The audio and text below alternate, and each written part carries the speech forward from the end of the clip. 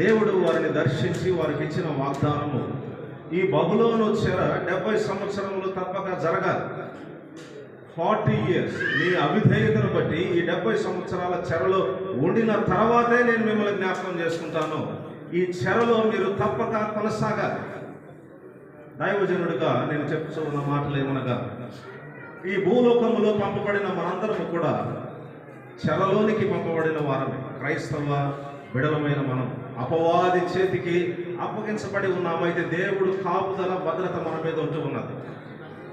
90వ సంకీర్తనలో తెలియజెప్పబడుతూ ఉన్నది, మానవ ఆయుష్ మా దినములో లెక్కించటకు మాకు నేర్పుము, అధిక బలమున్న ఎడల. ఒక లిమిట్ని దేవుడు ఏర్పాటు చేసి ఉన్నాడు. సూర్యుడు ఏ రీతిగా ఉదయించునో అదే రీతిగా కొన్ని గంటలలో అస్తమించును.